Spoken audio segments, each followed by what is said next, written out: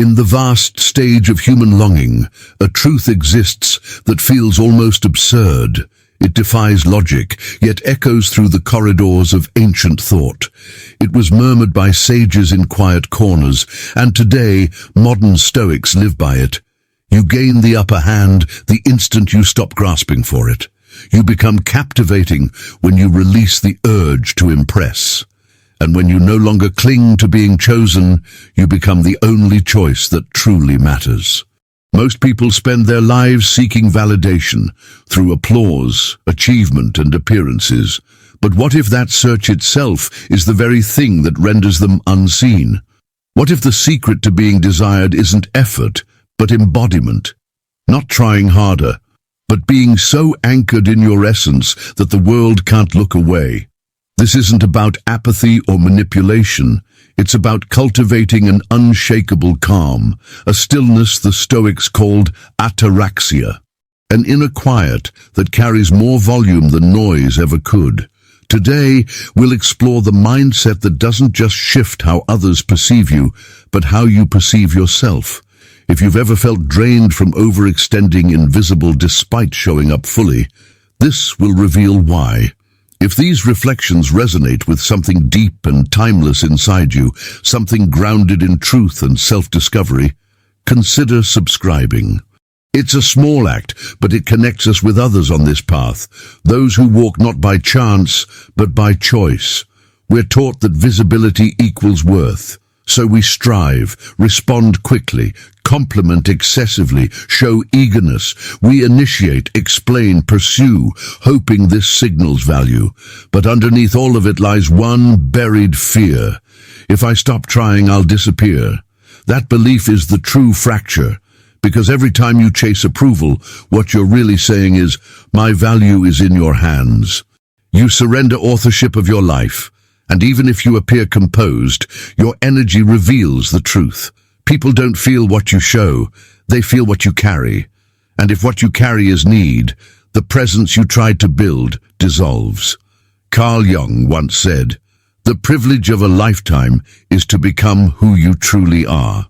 But how can you ever become that if you're constantly reshaping yourself into what others might find more acceptable? People aren't drawn to effort, not in the way we assume.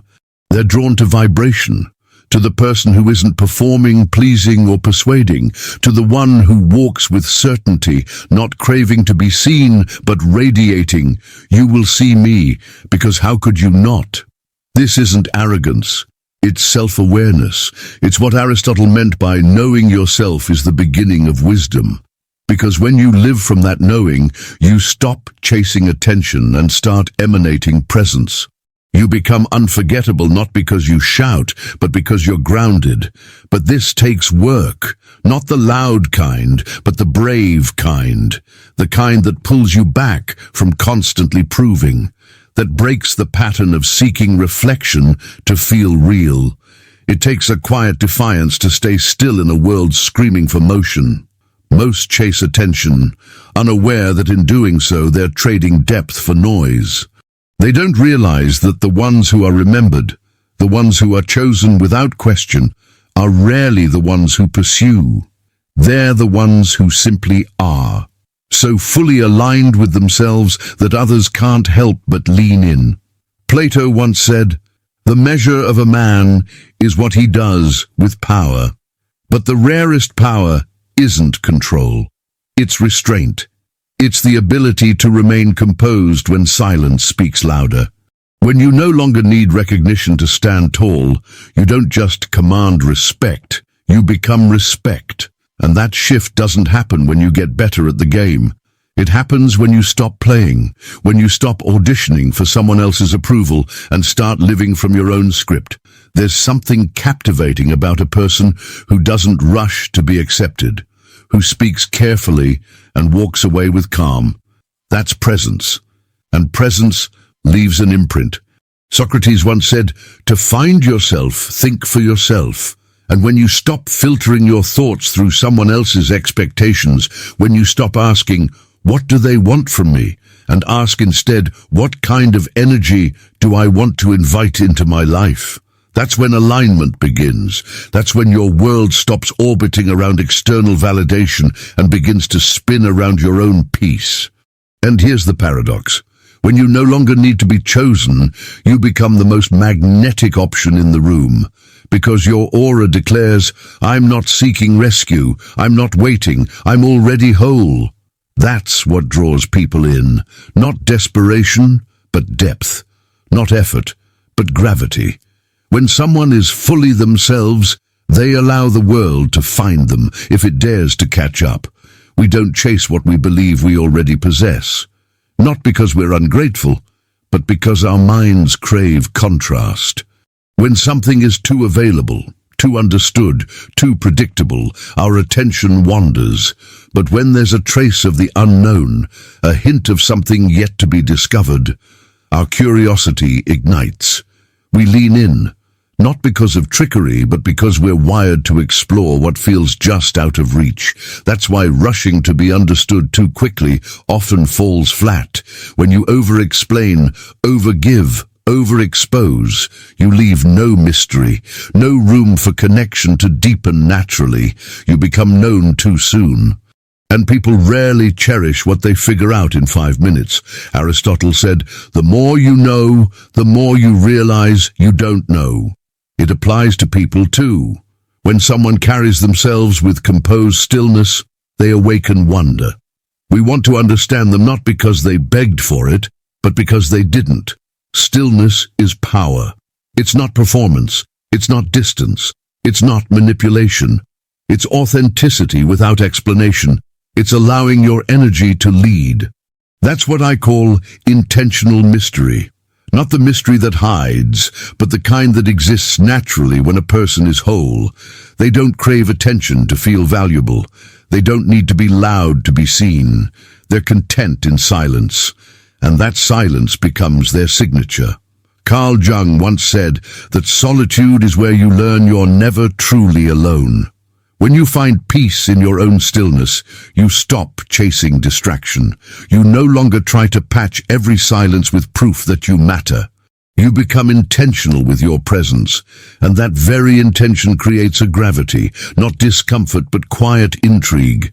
In a world saturated with noise, stillness cuts through. When you're not rushing to respond or explain, people lean in closer. Your words carry more impact. Even your silences begin to speak. You're no longer another background hum. You become a presence, not just someone to hear, but someone to feel. Something distinct, something rare. Plato believed that silence held wisdom when spoken at the right time. There's a discipline in restraint, a rhythm in not always being available.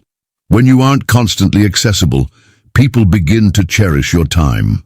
This isn't about being cold, it's about having boundaries. It's about not offering your presence as if it's without cost. This kind of energy doesn't beg for attention. It doesn't demand recognition. It just exists, calm, collected, undeniable. And when you carry that energy, others take note.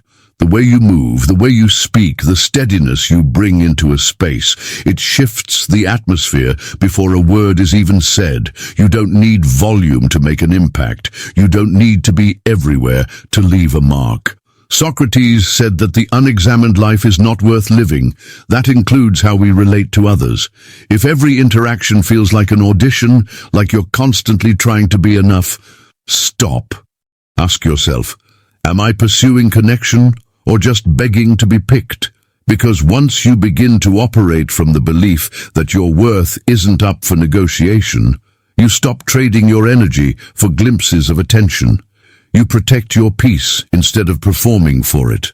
And that shift, it changes everything. The mystery isn't about confusion, it's about completeness. You don't chase, you don't plead, you don't fill silence just to be accepted. You let the silence speak on your behalf.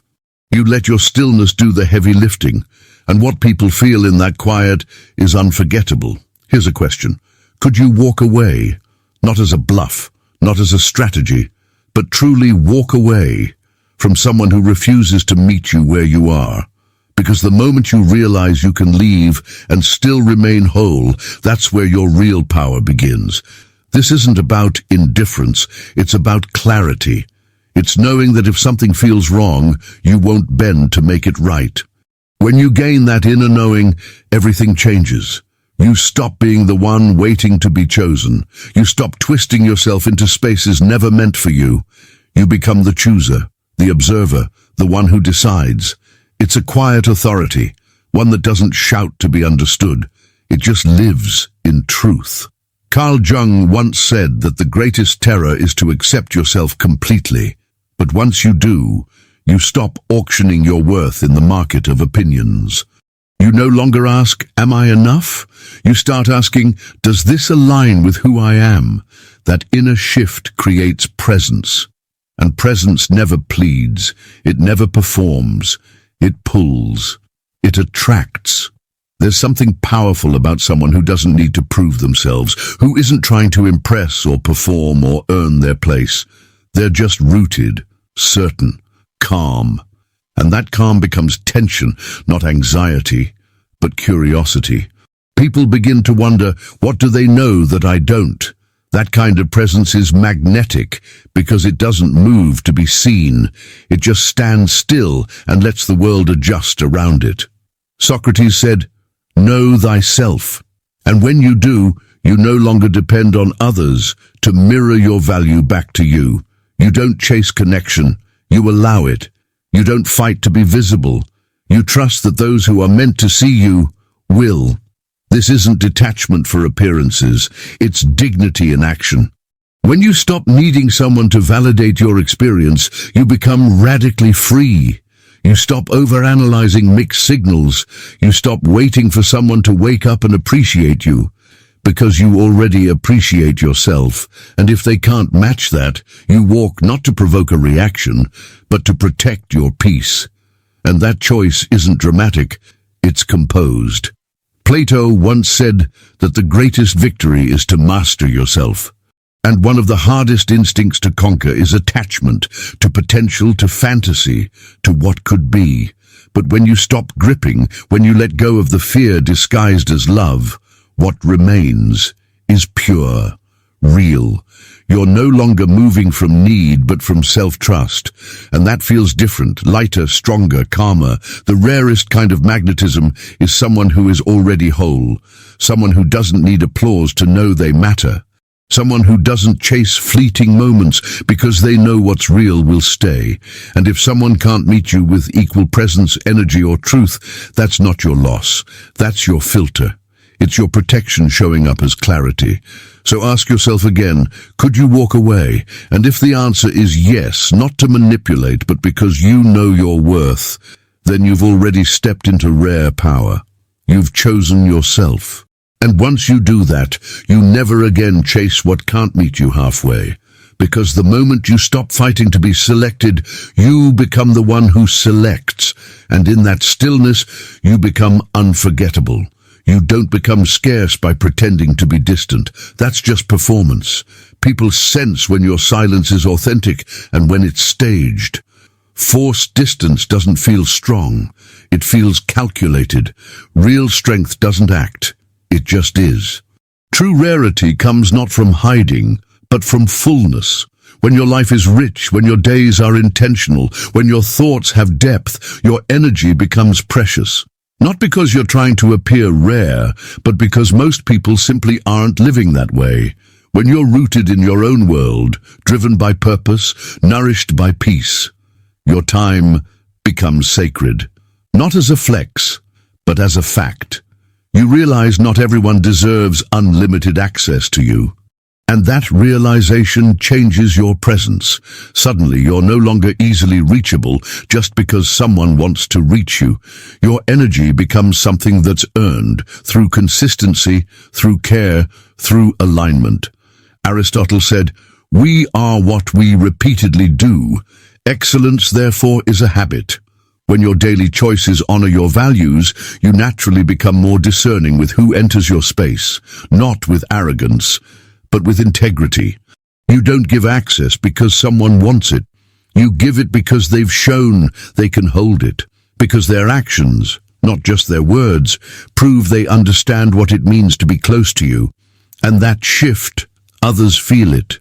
They treat you differently because they know you're not easily swayed. They sense your boundaries are real. You're not afraid to leave what doesn't reflect the life you've built. And here's what's beautiful. The ones who are meant for you, they'll rise. The ones who aren't, they'll fade. But neither is a loss. Both are clarity, and clarity always is peace. Jung once said, people will go to extremes, even absurdities, to avoid confronting their own soul. But when your life is full, when you're deeply connected to your inner self, you stop fearing the quiet that follows someone's absence, because your peace doesn't depend on who stays. It's anchored in who you are. That kind of self-possession is rare. It can't be purchased. It can't be fabricated. And it's magnetic, not through force or flair, but through a stillness that commands respect without a word. When you stop giving your time freely, when your energy is no longer given away just to fill silence, when you live a life that fulfills you, not as a show, but as truth, you stop being one of many and start becoming a measure. Socrates said the secret of change is to build the new, not fight the old. And that's exactly what happens when you stop pursuing people and start crafting a life that reflects your values. You're not becoming distant. You're simply no longer available for what doesn't match your frequency. It's not punishment. It's alignment. When your life is already vibrant, people who add to it feel expansive, not like an escape. And those who subtract from it, you'll sense it immediately because you've learned not to mistake chaos for connection. This isn't about playing hard to get. It's about living with enough depth that your attention becomes sacred. When someone earns access to your world, it's not a plea, it's an invitation, and the ones who truly value it will treat it accordingly. The ones who don't, they were never meant to stay. Most people spiral when someone delays a reply. They overanalyze, replay every word, question their tone, their timing, their worth. The anxiety builds until they send another message, a quiet plea masked as curiosity. But not you. You remain steady. You don't chase clarity. You don't beg for validation. Not because you're cold, but because your identity isn't on trial. You've built the inner infrastructure required to hold your ground. You wait, not from pride, but from peace. There's a quiet dignity in that stillness, a kind of confidence that doesn't need to defend itself, and others feel it. They notice the absence of need, the presence of calm, the lack of urgency, and suddenly they wonder why. Why aren't you reacting? Why aren't you reaching? That alone shifts the energy, because you're not trying to impress, you're simply being. And nothing is more compelling than someone who just is. It's the contrast between striving for attention and commanding it without effort, between waiting for a reply and choosing peace over performance. Jung said the heaviest burden for a child is the unlived life of their parents. As adults, we carry a different weight, the life we're too afraid to fully claim. A life governed by fear, by need, by the internal ache of wanting to be chosen. But when you lay that burden down, when you become someone who doesn't require external approval to feel whole, everything changes. You stop surviving emotionally and start living intentionally. There's power in being the person who doesn't overreach, who doesn't over-explain, who protects their energy without guilt.